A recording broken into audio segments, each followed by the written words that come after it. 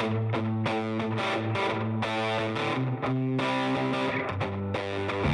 listening to the Cantina Cast, your home for thought-provoking Star Wars talk. Join Albert and Jonesy in breaking down the latest news, trailers, movies, and of course, your favorite characters from a galaxy far, far away.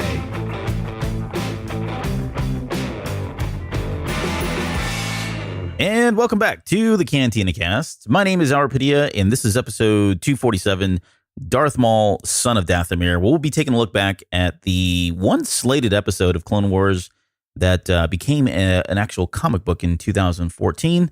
And speaking of Sons of Dathomir, please welcome Mother Talzin's favorite son, the Night Brother himself, a Night Brother to all of us, Mr. Jonesy. Jonesy, how are you doing tonight? I feel like I could take on the whole empire by myself. I'm doing fantastic. Have we used that? I think you've used that one before. Maybe not. Am I already rehashing content after not quite 30 shows? I don't know. I think maybe it was just in a dream. You dream about me? Like something out of a dream. No. Okay, let's not go there. Oh, well, is my name Cammy? Yeah, it is. It is. Well, welcome back. And we've got a lot of news. Let's just start off with it and get it out of the way. But we'll start with episode 9 news. This is, we've got a number of people that have been confirmed, I think officially confirmed for episode 9, including Greg Grunberg. Big shocker there, but Snap Wesley's back. I think I did something either on social media or in Discord saying right after Abrams was announced that this guy was probably high as a kite since, right. He's back in the game. They're best buds and all. But so we got him coming back. We also got mention of Dominic Monaghan coming back. He was in Lost and Lord of the Rings, if you guys knew who that is. And then we also had Matt Smith, who's Doctor Who. And I got to admit, I don't watch Doctor Who. And I don't know if that's blasphemy for some folks, but I've never really gotten into it. But of those three, any of those exciting for you? Any shockers here? I like Matt Smith from his time in Doctor Who. I'm not a huge Doctor Who fan, but I've enjoyed the shows he's with. But I've watched The Crown a lot. And so I enjoyed The Crown and seeing his portrayal of Philip. So I think he's a good addition. I mean, these are all fantastic actors. So, I mean, at least Dominic Monaghan and Matt Smith. I don't know as much about Greg, but, he did a great job as Snap the first time. So it's great to see where these guys have been and have them come back in. So, again, good additions. We'll see what they're doing. There's absolutely no information out there as to what Dominic and Matt are actually going to do. I'm talking like first names. We're old pals. Yeah. Right. I think all three of them have been confirmed for Thrawn. So I think we're going to have 3 versions of Thrawn. They're playing him in different stages of his life. So excellent. Yeah, I'm pretty excited about that. Dominic Monaghan, I don't remember how to say his last name. He was Charlie in Lost. So I'm really excited about that one as a huge Lost fan. But yeah, this should be exciting. We'll, give you guys more information, more details as we get it. But those are official. So beyond that, no other news for episode 9. We've got, so again, there's more spoilers out there. So if you're into spoilers, there's still stuff breaking every day almost. So if you get a chance, go take a look at that if you're into that. Yeah, that faucet is turned on, isn't it? What's that? That faucet is turned on, isn't it? Yeah. Again, it's different than like The Last Jedi where we felt like we weren't getting anything. And it seems like every day there's just something leaked out a little bit more. Let's get to the interesting stuff then. Yeah, Resistance. We've got what would you call that? It's not a trailer, but it was kind of a maybe behind the scenes look at Resistance. Yeah, very much a slight behind the scenes. We get to meet some of the voice actors, and Dave Filoni gives us a little flavor of what to expect in the environment the story we're stepping into. So I thought this was really, really cool. We also got a poster to go with it too. Yeah, and a catchy tagline: "Some heroes stick to the plan, others just wing it." Oh yeah. Yeah. It's comical, right? But this little teaser though, man, I liked it. Me too. The 1-minute teaser trailer we got, I was like, okay, this is all right.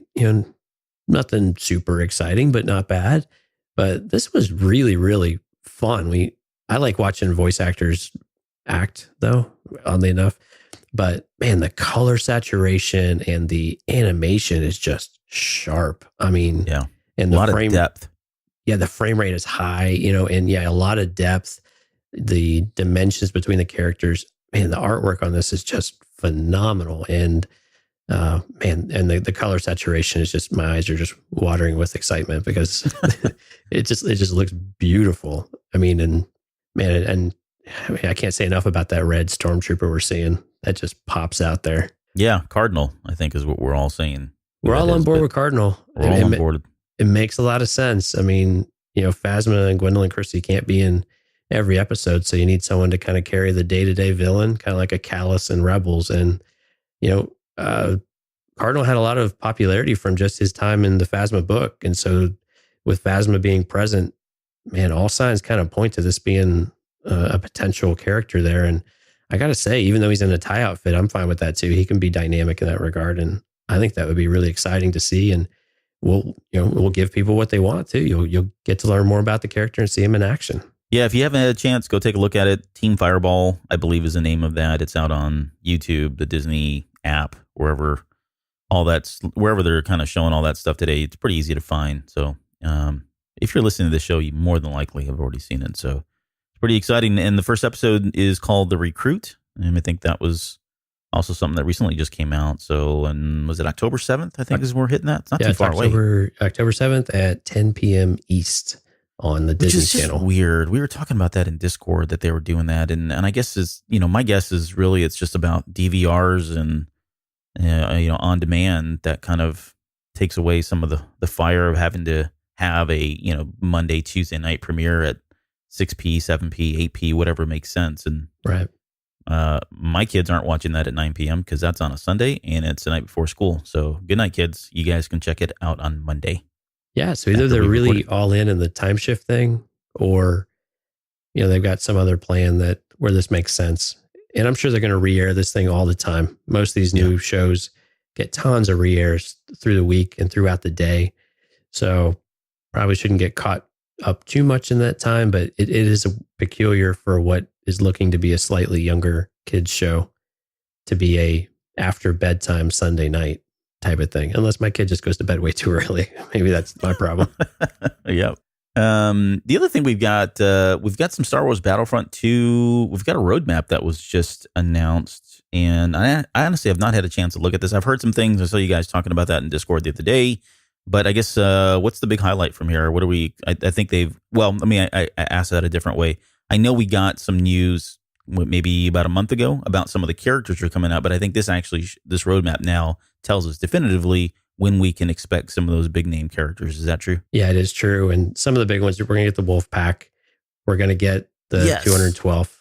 We're going to get the 501st. And so these are, across this release period throughout the rest of the year. And then, of course, all the heroes we already talked about, the Obi-Wans, the Anakins, the Count Dookus, and some of the other in General Grievous. So it's all kind of coming to a head now. We're getting into closer to the fall season, and I believe they had some things released today. Maybe some of the clone skins were released today. So a little bit early, if I recall some of the conversations in Discord. So exciting time for people that play Battlefront, start to see, those options coming around. Yeah. And we talked about maybe getting back together. I know there's some interest there, at least in one of the Discord channels, about getting back together, getting the band back together and playing. So I'm down with that. And if and when we do that, we will communicate that out. So if you guys would like to join us and kill us, you're more than welcome to do so. So the other, I guess the very last thing is Galaxy Edge is coming right along. I saw that picture that was posted from what was that, Thunder Mountain?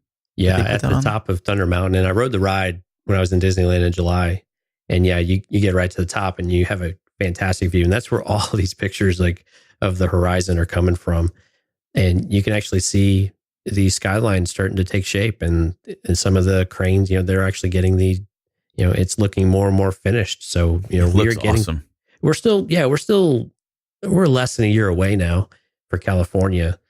But you're already starting to see it take shape. And so that's really exciting to see, especially if you're riding a ride and you can kind of see the development as you go day by day. Well, that's all we have for the news. We will get right into our main show. And once again, we are going to try to cover the Son of Dathomir comic series. Now, for those of you who don't know, this again was another series of episodes. I believe it was 4 episodes. It could have been more or less, but I think it was 4 that was supposed to be part of this arc. and originally supposed to be in season 6 of Clone Wars, was canceled.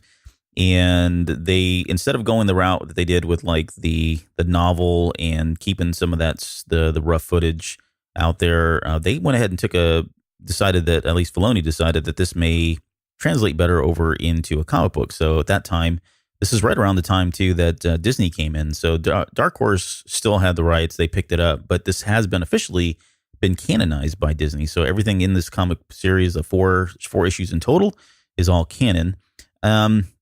And let's get into, I guess, some of the. This was released in 2014. There was, I think, it ran from May to August, and then right after that, they did a paperback. And then, as far as the artistic teams, it was written by Jeremy Barlow. Did you look at anything else that he had done? I used to collect comics, and I've got a Marvel Unlimited subscription, that sort of thing. This name did not jump out at me, and that may just be my bad. But did you look into anything else that he had done before? I intended to, and just ran out of time. But yeah, it wasn't a team that jumped out to me that I've heard over and over, especially in the Star Wars world. But that's probably because everything I hear now is all Star Wars in the Marvel bucket rather than back when with Dark Horse. But I'm sure some of these guys that and gals, we've probably seen their work countless numbers of times. It's just not ringing a bell. Yeah. So apologies ahead to all of the artists here, but Juan, because the work they did was fantastic, like especially the colors and everything. Yeah. Juan Frigeri is the penciler. Mauro Vargas was the inker. Wes Diziabo is a colorist, and the cover art by Chris Scoff. And I think we also had the editors as well. So Randy Stradley and Chris Scoff were the editor, and Michael Heisler for the lettering. Yep. So kind of rounds out the creative team. Yeah, no, it was a good, and you're right. Like, just before we get into the actual content of the story of this particular comic, I thought at least the art was. I had some problems with the art, I'll be honest, in some places. And then other places, it's really good. So it was just a little inconsistent for me. Coloring was awesome, like throughout. Yeah. I was posting some of them in Discord. I was taking screenshots of some of my favorite ones, and I won't spoil those right now. But again, it's, a lot of great colors jumping out at you and all that. So I think they did a really good job with that. In as far as this particular arc, again, I think it was one of the ones that Filoni really wanted to have visualized. It takes place right after Lawless, which was in season 5 of the Clone Wars. And this is, if I remember correctly, is this not where Maul is captured? Right. Don't they pick it up right at him? Yeah, Sidious takes on both Savage Opress and Maul, kills Savage, and then tells Maul that he has further needs for him, so that he plays a part in his master plan. And so this is the master plan. So he was taken prisoner, and we were left to speculate what that actually meant. So they are telling us that story. So you want to try to give us a quick recap of the first one? So the very first part, again, there's 4 parts of this particular story. The first one is called "You Can't Keep a Bad Sith Down." So let me just pause real quick. Did you find some of the titles just a little odd? Like they didn't really go with the rest of the storyline? They were too over they were a bit over the top for me. They were very traditional comic bookish, which was a little, at odds with the serious nature of the book. So, okay. Yeah, I thought that was very odd, especially for the intense artwork you have. And then you have kind of these campy one-liners. So, yeah, campy is a good word. They were a little bit too campy for me. But all right, so take it away. If you don't mind, give us maybe a quick rundown, and then we'll kind of dive into some of the highlights of the particular comic. All right, yeah, folks, strap in. This is going to take a couple minutes. All right, so Maul is imprisoned in the Spire, which is the prison on Stygian, or I think also known as Stygian Prime, by Sidious. And Sidious is actually speaking with Maul while he's chained up in the kind of like the Obi-Wan type of thing we saw in Attack of the Clones. Yeah, and is basically taunting him. And so Dooku shows up, which of course irritates Maul, especially, and Sidious plays it up like this is my apprentice, and really leaning on that he's been replaced with something much better that Maul could have never had been. And so Sidious and Dooku leave to discuss that Maul is now an instrument, and really the prize here is Mother Talzin. So they've had enough of Mother Talzin. She's a threat to the master plan for Sidious, and it is now time to take her out. And so we start to see a glimpse of Maul's backstory in this, though. So we see him as a child, and that he was a quote unquote gift to Sidious. And so Sidious wants to explore Maul's Shadow Collective and wound it and damage it and hurt it so that they can draw Talzin out. So he believes that if Maul is, basically wounded, not physically, but has nowhere else to turn, he's going to go back to, to the only one that he knows, his family, and try to draw her out, which would be the other opportunity to go and take her out.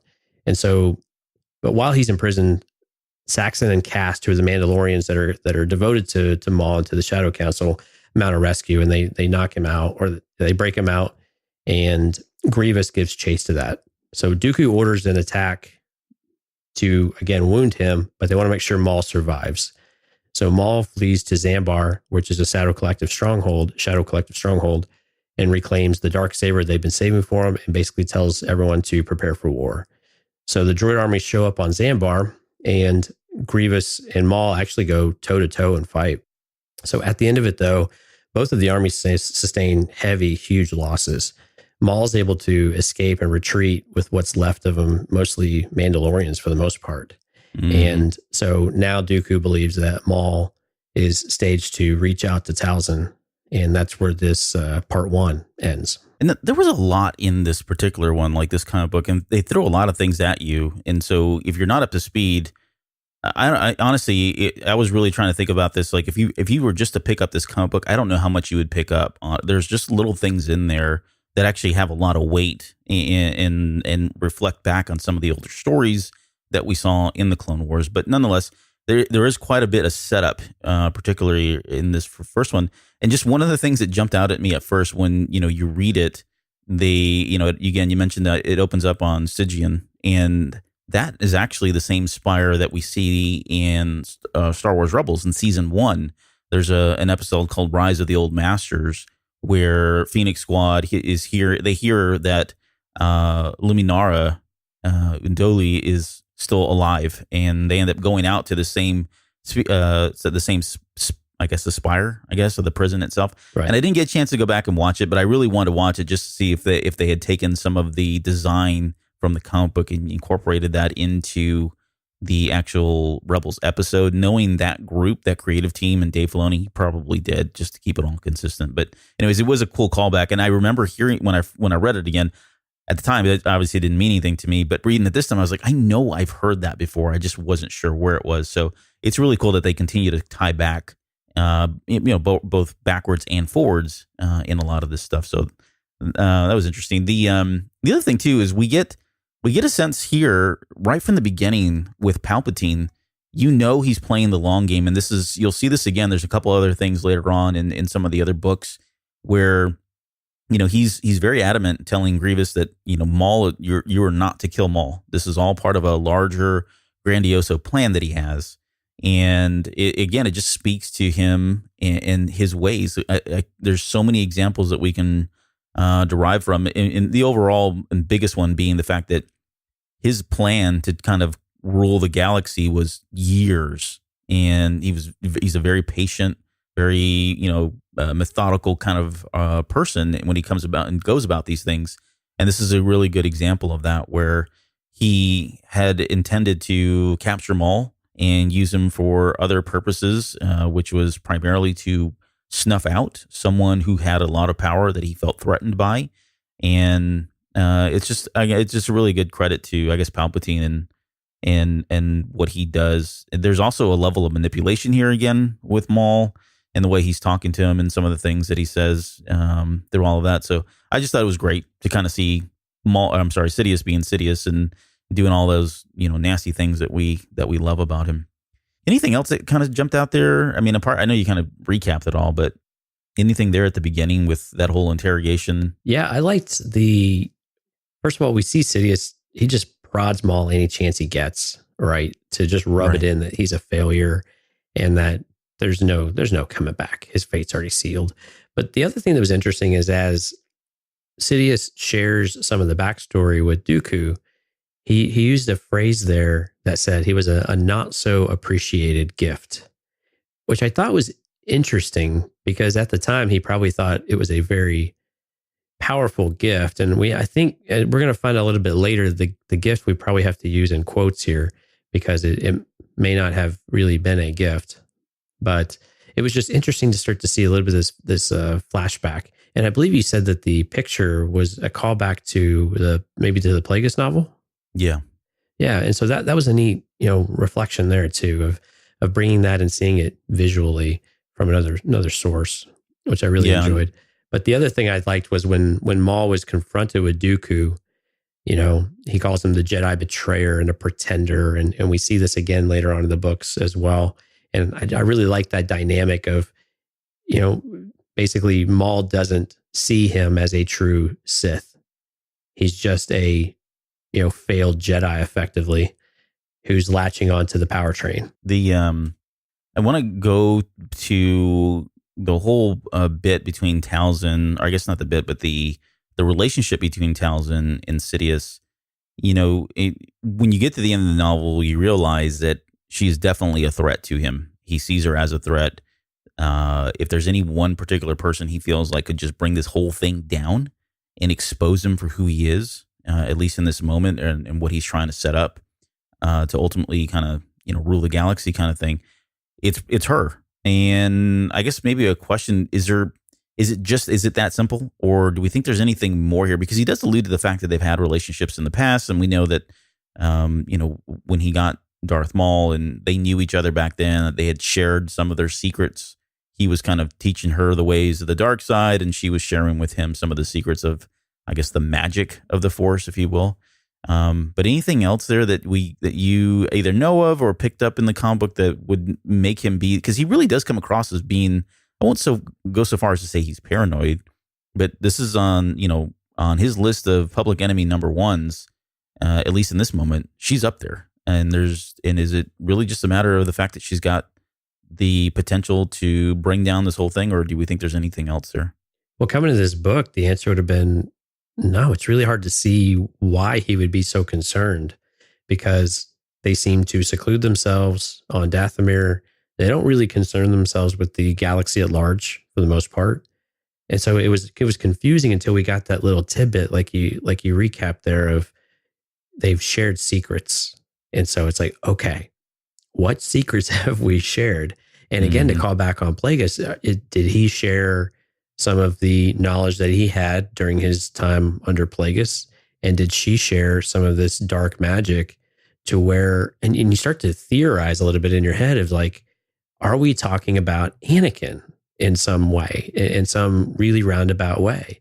And to where that's a concern or a fear. Now that's complete, theory here and just an idea and speculation, but you could start to see where something like that would give Sidious great concern if there was some sort of manipulation there that that got out in the open, and you wouldn't want anybody to figure that out because the whole thing would come unraveling. So let's talk about the fight between Maul and Grievous. Did you feel like this was just really rushed? We didn't get very much. I mean, it was a couple panels, but this is kind of one of the, I guess I'm going to just say I've got a couple things that beef, and I don't want to turn this into a review show for the comic itself, but there were a couple things that I just felt like were really cool, and then there were things that I just felt like I really wanted more of, and that was one of them. I wish we had gotten a little bit more of this battle between the two. Did you feel okay? I mean, we only had there's probably maybe 4 shots in this thing of them fighting. Right, and even in the part 4, their engagement there was very limited and short-lived. I mean, that wasn't the primary focus of that part of the story, but sure, yeah. Yeah, I mean, you kind of hope to see these guys in action because they are such, heavy lore characters for us and so important when they do conflict, and because they don't have these opportunities to actually meet very often. Who would have thought that Maul and Grievous would have really crossed paths very, frequently at all? And so it felt a little shallow for me. It's short-lived, but also they got to keep the story moving within these 20 some odd pages too, and you've got to keep people moving where they need to move. So I get it from a function standpoint, but yeah, it was a little bit of a letdown not to have a little more action and a little more interaction between them, right? To get a little more barbing and dialogue between them. But the action sequences themselves, the way they were drawn, the kineticism of it was really well done. I did enjoy that though. And I'm probably asking for too much because honestly, if this was a Clone Wars episode, right? I mean, we would have gotten all of about 30 seconds and that was probably it. And we, you could argue that we got more in the comic book, but it was like you said, it's two iconic characters, both known for their saber skills in different ways. And we got them clashing and that was kind of about it. But let's talk about maybe the very end of it, and maybe one of the more important aspects of this particular comic before we go to the second one, and that's there's this. This really was a war of attrition. Like Grievous was sent here to take on Maul's forces and just wear him down, to the point where he had no other option but to surrender. And again, this is really the overall plan of Palpatine. And if you think about it from the Clone Wars perspective and what he's doing to the Jedi and the clones themselves, it is a war of attrition. He's trying to play this out and really just diminish these forces, break their morale, bring them down in a very long kind of manner rather than going for a quick win. And we see this here with Darth Maul and his forces. He sends a ton of droids out there with Grievous with, again, the two objectives being don't kill Maul and just wear them down. And we see that they decimate all the troops. And this really starts to become the end of the Shadow Collective. They're still around. I'm not saying they're not. And they've got at least one more war coming up here, I think in book 3. But this is the beginning of the end. And we're starting to see it kind of be pulled apart. Which I thought was an interesting aspect of war. It certainly speaks to Palpatine's, again, long game, but it also speaks to his tactics and knowing his enemy the way he does. So pretty cool aspect of the comic, I think, there at the very end. Anything else you want to throw in here before we move on to book number 2? No, let's move to part 2. All right, book number 2. The Knight Brothers versus Count Dooku. Yeah, the Knight Brothers versus Count Dooku. Thanks, Tom Kane. Yeah, thank you. That is the funny part about these is you really can't see that these fit the Clone Wars model, though, really, really well. Yeah. So, and actually these little, now after you said that, these titles, you could hear Tom Kane saying that. All right. Well, I'll practice my Tom Kane and maybe we'll come back and do some subtitles for you. That was probably intentional, though. I started thinking about it. Yeah, that's anyway, right. so here's how the episode goes, or the comic goes. So Maul contacts Talzin, and she anticipates that this is all a trap. So she sends him to Ord Mantell, but she's not going to meet him there. So she instructs him to go ahead and regroup, and the plan now is to capture both Dooku and Grievous. Is it always that simple? Hey, just go capture them. We're done. Just go get them. That's all. Yeah, I mean, yeah, that's really what she said. So she's going to send reinforcements, though. And so what we end up seeing, though, is Brother Viscus and the Knight Brothers, which was a really cool callback to the episodes that the Knight Brothers were in with Ventress when they were evaluating for Savage. And so it was good to see some of these characters come back through.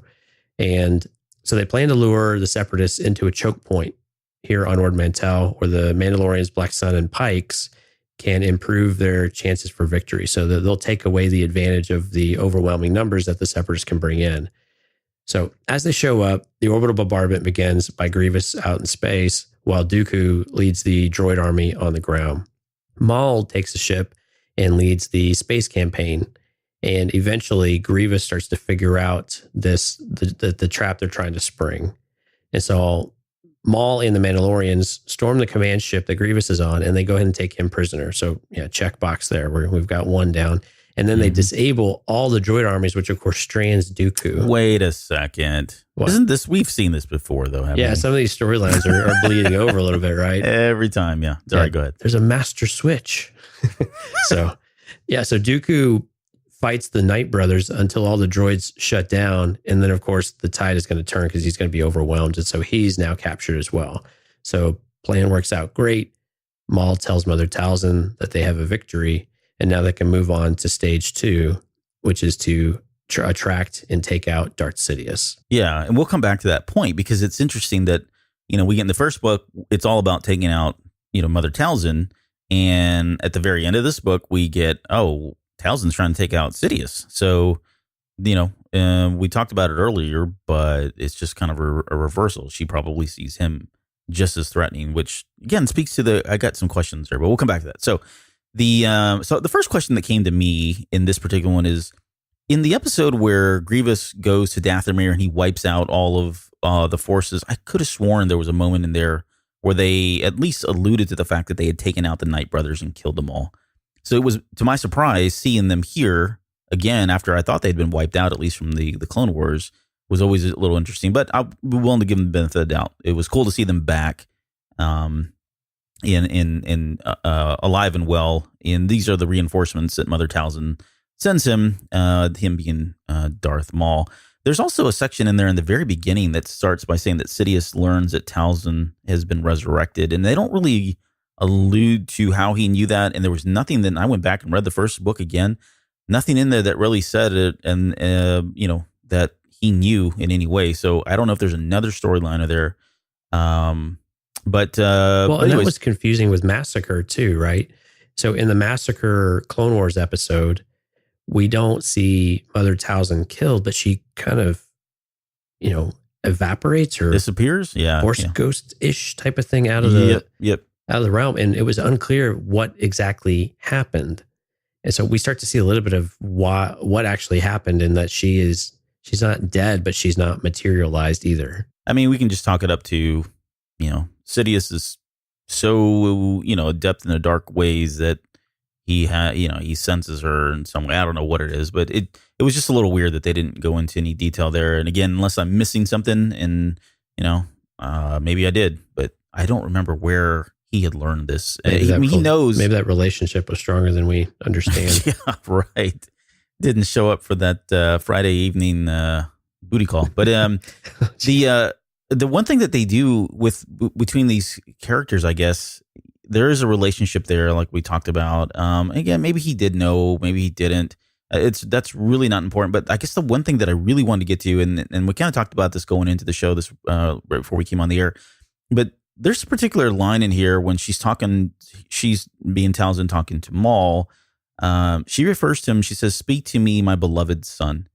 And I guess maybe one of the questions that I have is, and we can look at this contextually from through all 4 of these books, but do you ever get the sense that this was really conventional love as we know it? Because it seems to me, one, Talzin, I don't know that she's capable of loving someone in that way. Maybe she is. She's probably more capable than Maul. But when I think about Maul, to the fact that especially when we think about how he was in episode 1, how he was portrayed in episode 1 as just pure hate, pure evil kind of character. And yes, his story arc has, evolved. His character has evolved. He's gone through a couple different changes, at least by this point, physically, spiritually, mentally, all that stuff. But it just seems odd that we're getting a story, or maybe not odd, maybe it's just interesting that we're getting an aspect of at least Mother Talzin, and certainly with Darth Maul, where there's a mother and son relationship, that there is love. They're speaking about love. And I'm setting all that up to ask you one simple question. Do you feel like that's reciprocated? Do you get a sense that Maul feels like this is his mom? And even with all the horrible things that this guy's done, the atrocities, the evil that just permeates through him, is he capable of reciprocating something like that when you hear my beloved son? There are a couple things that come to mind. When what we've seen on screen with Mother Talzin, she seems to favor the Night Sisters. And the Night Brothers, I always took them as to be more exiled. And so... Yeah, it was almost like a matriarch society, right? Where they're kind of there, the labor. They were the grunts, really. Well, and they were on another planet most of the time, right? They weren't even on the planet of Dathomir itself, I think, often. So when this developed, this closeness, if you will, it was a little out of place for me, because I couldn't quite understand where it was coming from, because we never really saw that on screen, or I don't recall seeing that on screen. And I always thought she favored the Night Sisters. But what we did see, though, with the Night Sisters episodes was that they do have this very strong connection with her. And this type of interaction wasn't uncommon with the Night Sisters. So it's not out of the realm to believe that and really Maul has no one right now. And so I could see where he would gravitate back to her and form a relationship or form a bond, even if that bond wasn't necessarily one that was extensive. But he also has a connection with her because she sacrificed a piece of herself in order to save him, much like she did for Ventress. And so we have this, he has a debt of gratitude, I think, as well. And that someone would do that for him and not ask for really anything in return. I think probably really made him connect with her in a way that seems a bit unnatural if you were to pick the story up into pieces. But again, is it motherly, sonly? Like, hey, let's go to the park or something? I don't think so. Grab some ice cream. No. Yeah, I don't see that at all. But at the same time, I could see where they have a connection now because of their experiences, and especially resurrecting him effectively and the sacrifice that it took to do that. I definitely see that they have a connection now that maybe wasn't there previously. Yeah, and what you just said just kind of, we'll get to that in a minute, but that we probably should have mentioned this at the beginning. When this series came out, there was a big secret. There was a big reveal that was supposed to come from this story arc. And that's it. We'll come back to that in a second, but it's the fact that Talzin gave up some of her life in order to resurrect Maul. And I can see where maybe, you make a good point. I can see where, at least from that aspect, he owes her. Maybe that's the shaking the baby, getting him to really understand that, yeah, you can be evil and all of that, but at the end of the day, you've got a mother, gave birth to you, loved you so much that she was willing to sacrifice her own life for her. For him, I don't think Maul in his wildest dreams, at least up until this point, ever thought anyone would ever do that for him, right? So I can see from that aspect, maybe there is some kind of reciprocation there, or at least a respect or profound gratitude for what she did and the means about which she, the means that she went to about doing that. So there's we get a lot here from Talzin too, and this is really, it's not the biggest thing, but it's significant. I like how at least in this moment we get a sense of her wisdom, because she mentions that if Sidious let Maul go, there's reasons there, right? He doesn't just do anything for, out of compassion or any other thing. So she's, he's trying to go to her, and she's like, no, you're not coming here, because that's exactly what he wants. He's going to try to get me or whatever. So I think it was very interesting. I guess that whole bit, if you get a chance, take a look at it, read it. But she's pretty wise. She knows that there's, she knows Palpatine well enough to know that he's doing this for other reasons. And if Maul is is fleeing, that's exactly probably what Palpatine would want from her. This is one of the few times where we've seen someone play the chess match with Sidious, though. I think that's what makes it interesting. We haven't seen anybody actually willingly or knowingly go toe to toe with Sidious at his own game. So I think it was fun to see on the pages there. There's one other aspect I thought from this particular comic that was interesting. We get to see Maul as a leader. There's a couple moments in here where he's planning out how, you mentioned the choke point. That's one of them. So they're on Ord Mantell in the base that they're in. He understands that he does not have the forces to go up against Grievous and the droid army that's coming, even with the Knight Brothers that they've sent as reinforcements. He just does not have enough folks. So he makes a tactical decision that they're going to use these particular choke points so that they can fight with less, the lower amount of folks than maybe Grievous and the number of droids that were about to come. So that was number one. And then number two, I joke that this was kind of the reoccurring theme that shut the command ship down, all the droids drive. That seems like a very horrible, single point of failure in the droid army, but whatever. He knows that that's one thing that they're going to have to do. So he's putting together this plan where they're going to attack the command ship, take them by surprise, take that out, and that'll be the end of the war. So it was interesting to see Darth Maul in this leadership role. And we see that, honestly, throughout the comic, almost to a fault. And we'll get to that in, I think, the third or fourth comic here shortly. But all of that, the Shadow Collective, the Pikes, the Mandalores, and who's the other one? Black Sun, right? They're the three groups that primarily make up Shadow Collective. They're all in on this guy, and when he comes back to them, we skipped over this, I think, in the first book, but they rally immediately behind him, like their morale is up and that kind of thing. So it was good to see Maul in this dynamic where he is the leader. He's leading this group of really three groups that I don't know that would come together, honestly. And again, right, we'll talk about that in a minute where it kind of falls apart. But it was cool to see him in this kind of a leadership role. Anything else from, I guess, the second book? I think that's pretty much all, right? I mean, I don't think we have anything else that really stood out, at least not for me.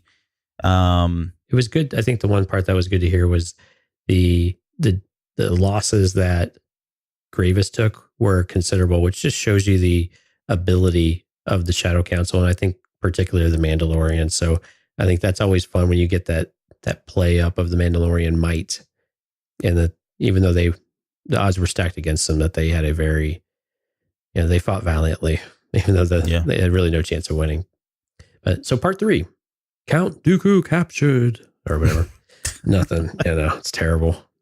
So the Jedi show up, because of course they do. And so we've got Windu and Obi-Wan starting to, they get attracted to Ormentel because of the battle reports that they're getting. And they're starting to have suspicion about these connections to the Sith and the Shadow Council.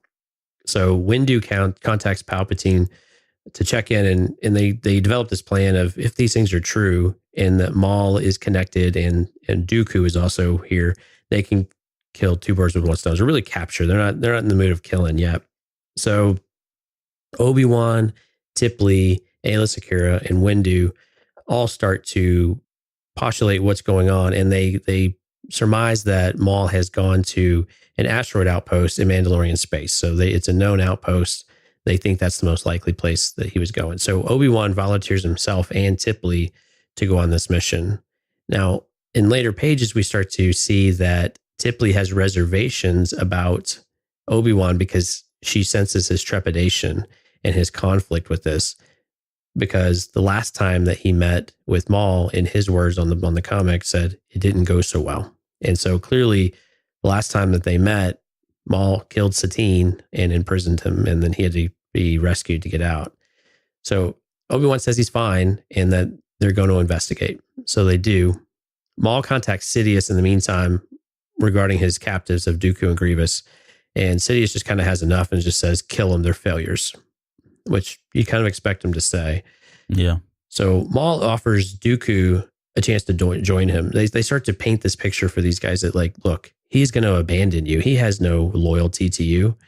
And here's your opportunity. So they take Grievous away to the brig, and Maul starts to work on Dooku of convincing him to join. Talzin appears and shares the deception of Sidious. And this is where we get some of that backstory of the lies and the mistrust, the betrayal that they experienced, the bond that they, developed, or this sharing of experiences. And then this is where we get our bombshell moment of admitting that Darth Maul is actually Mother Talzin's son. And this is the part where we heard Sidious as a not so appreciative gift. Here we see her saying that he was stolen away from her. So we don't know which is really true, but this seems more likely, and we can talk about it here in a minute. So she also shares with him that, look, Count Dooku, Sidious is already looking to replace you, which of course we know is true. And so, but at this time, the Republic starts attacking the outpost. So when they do that, or as that happens, and then the chaos, Dooku doesn't really agree, but he agrees to join forces. And while they're not looking, he actually uses the Force to open Grievous's cell. And so Grievous is able to escape via an escape pod, which actually looks a lot like the escape pods that we saw in Crystal Crisis on Utapau. And Maul agrees to, or Dooku rather, joins the fight at Maul's side, and they start to combat the Jedi. So Maul and Dooku basically take on all 4 Jedi. Maul's excited about this. He's finally a fair fight. Dooku almost immediately kills Tipley with a Force grab and a lightsaber through the chest. So the Mandalorians start shooting weapons at the Jedi as well that stun them, so that Maul and Dooku can escape. And so Windu reports back into Palpatine one last time that he believes that this is confirming that Maul and Dooku are working together, and that Dooku is the Sith Lord. And of course, Palpatine agrees with him. But what's a little funny at the end there, we get this really great reflection in the window of Palpatine smiling evilly, is that, he believes that if, any kind of this mistake by the Jedi is going to lead to their downfall. And of course, he's super excited about that. Oh, yeah. Big jerk face. Thank you. Very nicely done. All right, so let's go back to the beginning. It opens up with the Jedi, which I wasn't. So I guess I wasn't. I should not have been surprised to see them, but maybe I was a little bit. But whatever. But yeah, it was a really cool moment there with that whole the whole dialogue between Windu and Palpatine, and you just know he's getting played the whole time, which was really cool. And we get that again, like you said, at the very end. I thought that was interesting. There's one moment in there at the very beginning where they mentioned that whoever was on is it Dathomir had covered their tracks, they being the Shadow Collective, and I didn't really get why they would have done that.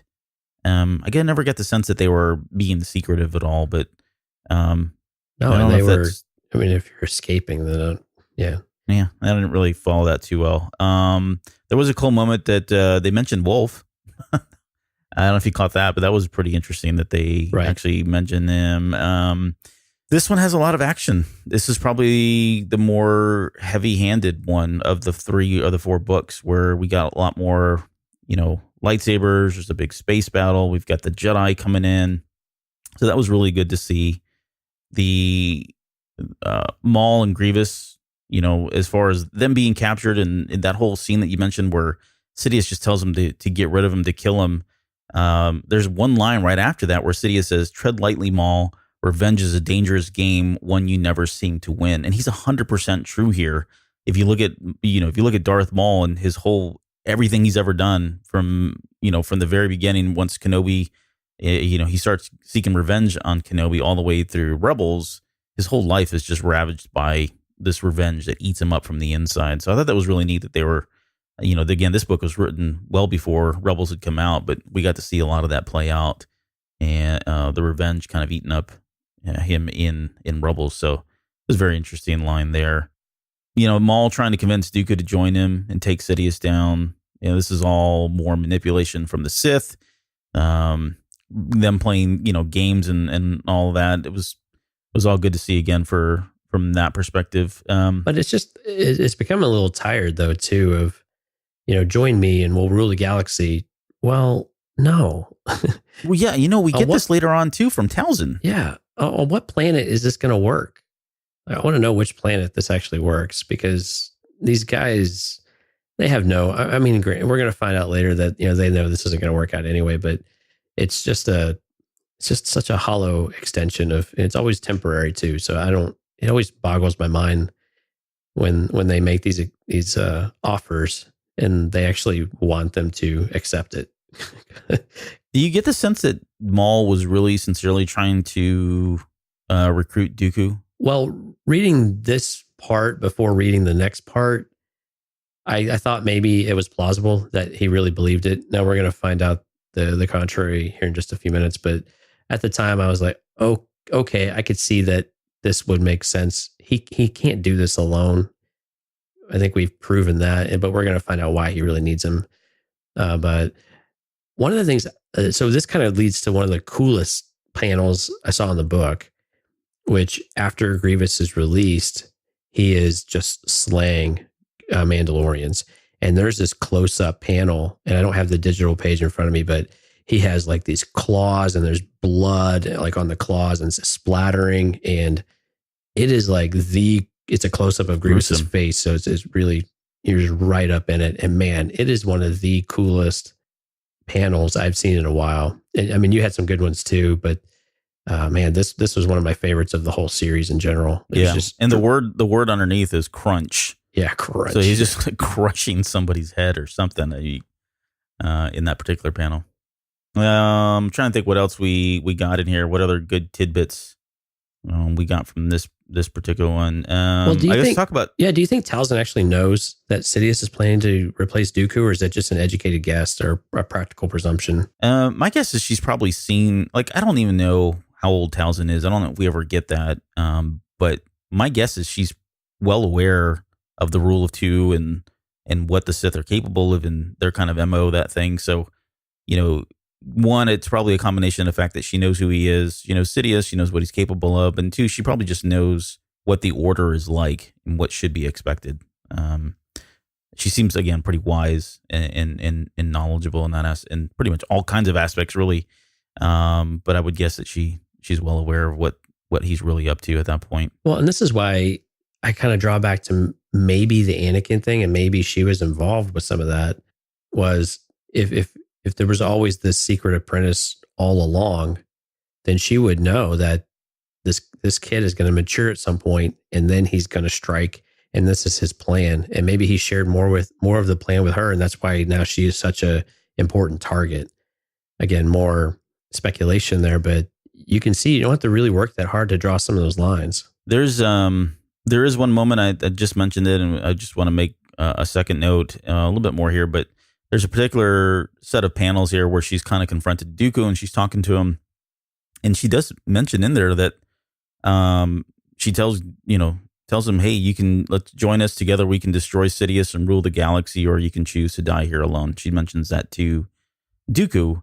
But again, it's just this reoccurring theme where, it seems like everybody that's associated with the dark side ends up using this line at some point or another. I was just surprised to see that it was Mother Talzin, that she had plans. Because it's, to me, like you said, you kind of set this up at the very beginning of the episode. They, for the most part, were isolationists. They didn't really get involved in a lot of the galactic stuff that was going on. Certainly when they came to their door, they got pulled in and were sucked in, and they had their hand in all that. But for the most part, they were on Dathomir, living their happy life with dark magic, and okay with the fact that it was kind of almost exclusive to them. And it was very surprising, I guess, at this point. And maybe things have changed for her after having most of her, her kind wiped out on Dathomir by Grievous. She's probably got bigger plans now. But it was just interesting to hear that this was part of her plan now, was to rule the galaxy and take out Sidious. So I don't know where that stemmed from, unless you've got some other thoughts there as to why. No, I've got a really quick game for you, though, before we move to part 4. It's called Creepy or Cool. The way that Mother Talzin manifests herself out of Maul's chest. Is that creepy or is that cool? Creepy and cool. That's my guess. Creepy cool. All right. Creepy cool. And that's they didn't really explain that either, did they? No, I think it's this again, the bond, and that's how she's able to manifest her presence, is by using the power of another to actually do that. And we're going to see that here in just a minute as well. Okay. Well, I'm glad you have a theory. That's about all I can come up with. Yeah. No, it's good. My feeble brain. That's all I got. All right. All right. Part 4. Let's get to this one now. All right. Give me my cue. Come on, Tom. And part 4. Maul faces his former master. Oh man, perfect. Thank you. All right. So Maul retreats with the remaining Mandalorians and Dooku back to Dathomir. So Maul calls Dooku out for not being a true ally. So this is part of his trap, right? And Mother Talzin's trap now we're starting to see. And so Cast, the Mandalorian, takes him into custody. So Viscus and the Night Brothers meet up with Maul. They've survived somehow. We got the impression that maybe they perished on Ord Mantell, but they survived. And they take Dooku to Mother Talzin, who starts to share her plan of how she's going to reanimate herself using magic. And the plan is basically that a sacrifice has to be made in order for her to come back to the physical realm, or even to take over a body. And she can do that as well. And so the sacrifice is how Maul was resurrected. And again, I think this is also how Ventress was partially saved, if I remember some of those episodes correctly. So while this is going on, and while she's starting to take Dooku's power, Grievous and Sidious sneak through orbit on a Sith infiltrator, and it's cloaked, of course. And so they're able to land on the planet. So while Talzin is, basically torturing Dooku again, which is very similar to what we saw back in the Ventress series, they confront Maul and Talzin. And so Talzin finally takes over Dooku's body, and Dooku is attacking Sidious with Talzin in control. Now, she doesn't have any of Dooku's skill with a lightsaber, so Sidious beats her pretty handily, disarms her, and then uses Force Lightning to basically break her control over Dooku. Now, she has absorbed enough of his power by this point that she can actually return to the physical realm, into the physical form. So while this is happening, Black Sun and the Pikes are getting attacked by the Separatists. And so this was another part of the plan that Sidious had set in motion, was to get the Separatists to launch an all-out assault on the remaining part of the Shadow Council. And so no one is showing up to help, and they're panicking. And so they decide that they are done with this. They're backing out. The Black Sun can kind of take care of themselves because they're strong enough, but the Pikes really aren't. So the Pikes are extremely worried, but they're going to go and back out too because Maul is missing in action and no one is giving them any direction except the Mandalorians, and it's just not enough. So we come back to the fight. Maul drives Grievous out and kicks him out of a window, but Talzin and Sidious are at a stalemate. They're actually shooting their variations of Force lightning at each other. So Dooku starts recovering enough to where he can pitch in the fight and adds his Force lightning to it. So Maul comes up and lays his hand on his shoulder and just starts begging Talzin to take his life force, take his power so that she can defeat them and they can have this total victory. So, but she refuses and says that basically her story is done and she's going to save her son. I apologize. And so she uses a Force push to knock him back to where Cast and another Mandalorian are there waiting to evacuate him. Now, while this is happening, Grievous has found his way back into the room and is slowly stalking back towards Talzin. And so after she knocks Maul away, he goes right up to her and just stabs her right through with 2 lightsabers. So Maul ends up escaping, but at the end of the day, Sidious's plan was a success. And this all went exactly as Sidious had foreseen, even though it was a very complex plan to even his own admission. Yeah. And that's how the series ends. So, whether Talzin's dead, Maul gets away. This was probably the better, I think, of the 4 books, in my opinion, just because there was some really good stuff that we got from all of this. But let's roll back to the beginning and let's just kind of let's talk about Talzin's power. There were some really cool aspects here, like some really dark witchcraft kind of stuff going on, which was always the case, right? We always got the voodoo vibe, the voodoo sense with the Night Sisters and all that. But definitely in this particular book, in the powers that she was displaying, were certainly in line with some of that stuff, and just things that we had never seen before, I think, in Star Wars, at least not to that extent. The other, I guess, the dark magic throughout all of this was pretty prevalent. I like that whole bit with her and her becoming whole. And in fact, I think she even says "I'm back" or something to that effect when her body's completely, gone back or has come back the way she was wanting.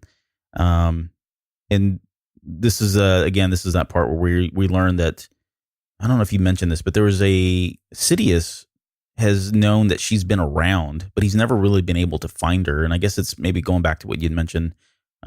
She was kind of living almost within Darth Maul, but we do get a bit in there where she kind of reveals that, or Sidious just, has not been able to detect her because she's been in this kind of half-life type thing ever since she resurrected Maul, which I thought was cool. And again, that was the big reveal of the comic and what they were kind of promoting before it came out.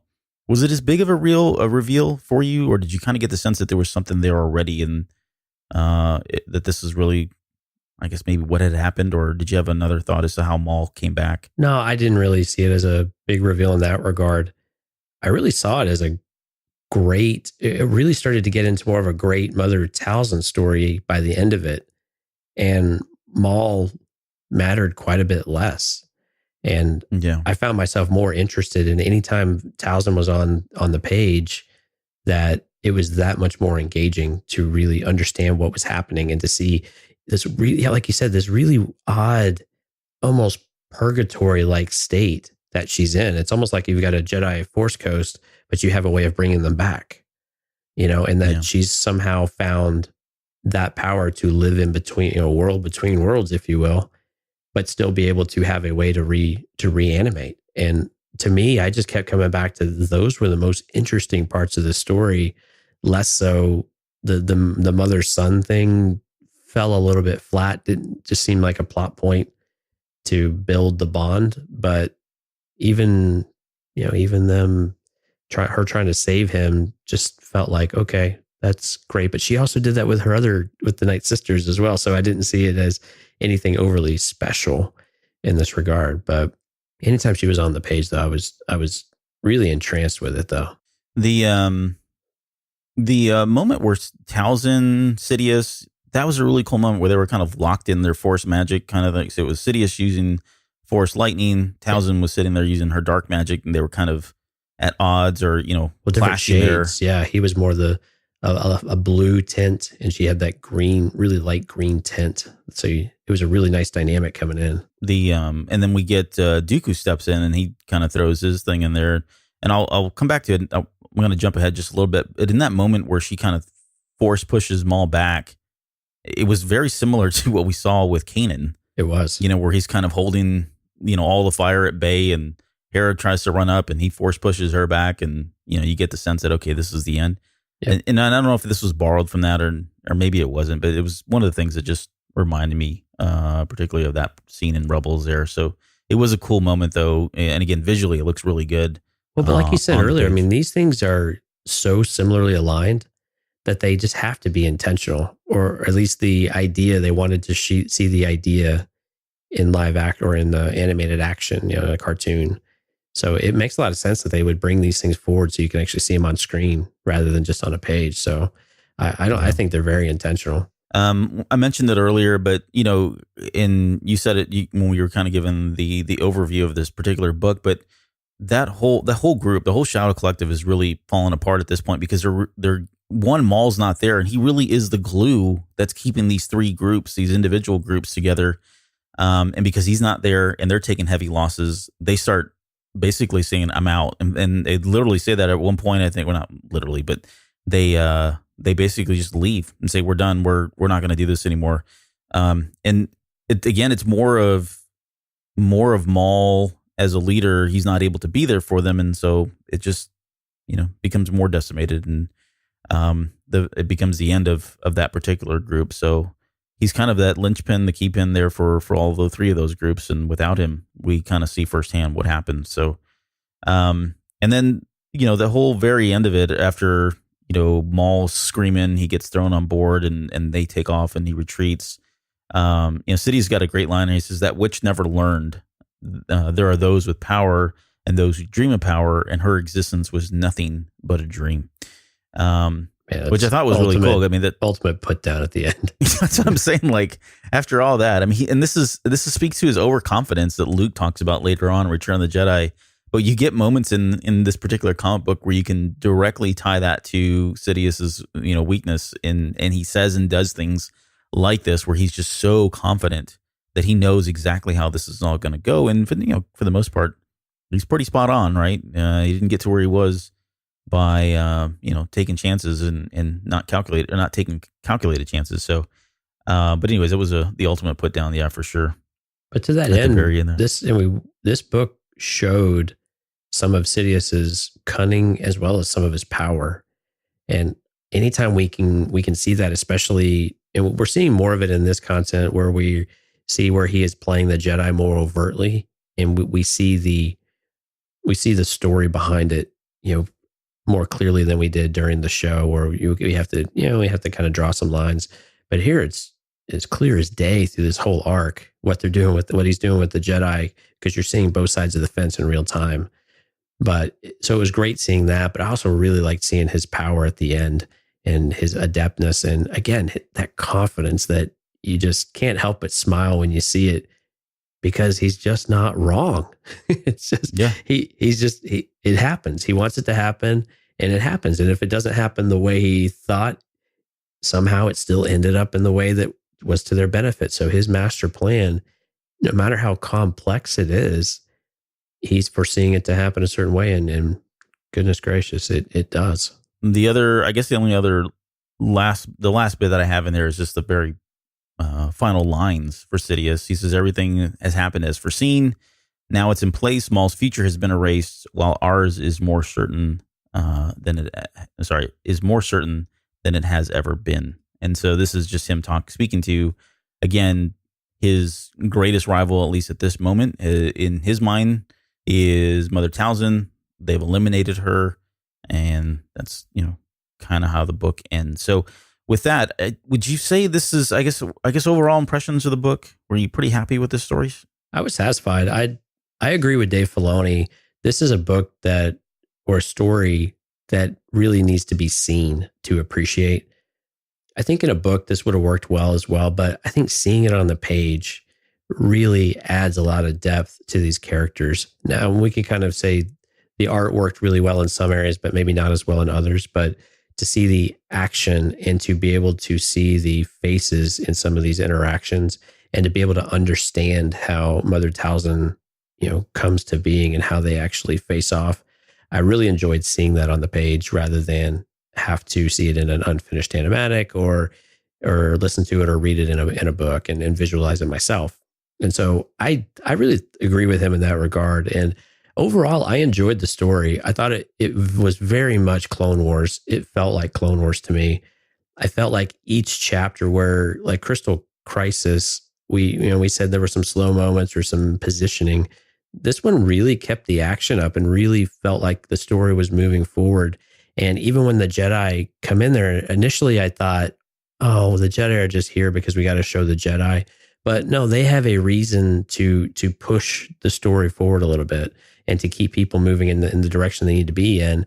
And it worked. So I really enjoyed that about it. Overall, I mean, it wasn't the greatest story, but I think it was above average for me, and a story I'm glad we got to see on page. Yeah, I didn't have a problem with it. I guess it was good, and it did feel like Clone Wars. There were moments with the writing that didn't seem Clone Wars for me, and maybe I'm asking too much because it is a comic book, and not to diminish the value of the comics themselves or what they bring, because I actually really enjoy comic books. I think I've made that very clear on the show many times before. But this one, there was, again, moments, it just had for me, it had like strong points, it had weak points, both in the art at times and then even with the story and the dialogue itself. So it wasn't consistent, I guess is probably the best thing to say. But overall, the story was awesome. I really enjoyed, getting in to see Mother Talzin. I really enjoyed some of the aspects, the different aspects of Darth Maul that we got. They were touched on in the Clone Wars, but in here, especially since this arc was really focused on him, he kind of shined in some of those that we've talked about already.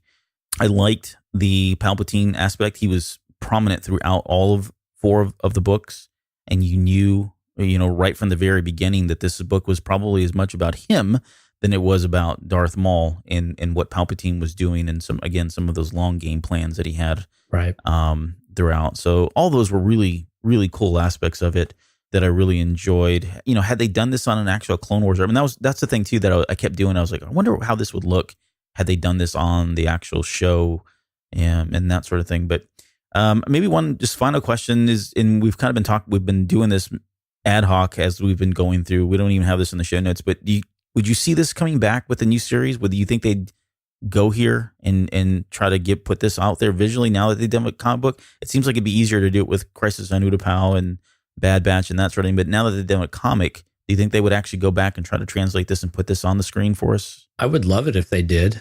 I don't know that that's a reasonable expectation, though, because we've actually, much like Dark Disciple, you have very solidified canon content in a finished form. And I don't see them. Right. And now that we have the same thing here, to where it would be rehashing that story a bit, which seems a little weird because these were derived from scripts and ideas. But I just don't see it happening. I would like to see it, though. I think it would be great to see it on screen and have Mother Talzin come back, because those were always the animation and the way they lit those scenes, I think, was always some of the better moments of Clone Wars, and such a very different character for us to explore with the Night Sisters and that environment. And anytime you can get Sidious on screen in his Sidious capacity has been top notch and just off the charts. And so any chance we have that, you can't pass that up as far as I'm concerned. Yeah, and I would agree. As much as I would love to see this actually in the TV series, I don't think they would do it just simply because they've already done it on the comic book. And you got to ask yourself, if they were to put this into a season, is it relevant? Does it change anything? Maybe at the very end, but they could, it's not as important maybe as Bad Batch or something like that, right? Where these characters are going to carry on through the rest of those arcs. So, this could be this is a standalone story, And apart from the fact that the Shadow Collective is, decimated at this point and Maul is on the run once again, those are the only two big plot points, and they're probably not necessary to continue telling the story they want to tell up until the Siege of Mandalore. So, all right, well, I think that's going to do it for this episode. We've got 248 coming up next, listener feedback show. Pretty excited about that one. I've already seen the questions, and again, they're ridiculously hard. So we'll do our best to give you good answers to some of those. But if you have any of those questions, we'll probably post something this week on our social media pages that we'll be soliciting feedback there. You can always come on to our Discord, and we've got a channel now, a text channel where you can post those questions as well. And if you'd like to send us an email, you can do so at cantinacastfanmail@gmail.com. Send us the questions there. So we'll put all those questions together. We'll give you some answers, hopefully some good answers. That'll be 248. I think, are we taking a break after that? We keep talking about it, but who knows? We like punishing ourselves too. So at some point you'll get episode 249, which will be part 1 of Rex. And we're working with Mike on that one. He's got some great feedback in terms of how to tackle that one. So we'll be doing 249. That'll be a 2-parter. We'll end at 250. I don't know if there's something special at 250. We'll find out, but it seems fair that we'll end that with the Rex episode, and that'll conclude our Clone Wars series of content. So if you want to follow us, you can do so on Instagram, Twitter, and Facebook. We'll put those links in the show notes, or at least the handles for you guys in the show notes. You can always find us on iTunes. We've plugged Discord a number of times, so we'll throw that link in there as well. And if you really want to support the show, you can do so by helping us on Patreon or picking up some cool swag over at TeePublic. So anything else I miss? Anything before we go? No, I'm excited to get solo a Star Wars story now and look at Maul and try to make some tie-ins back to the comic now that I understand what you were talking about all those episodes ago. Yeah, that he was out there. I was a little lost. Yeah. Yeah. No. Well, we found you. So, and with that, I guess we will call it a night. We will see you guys next week.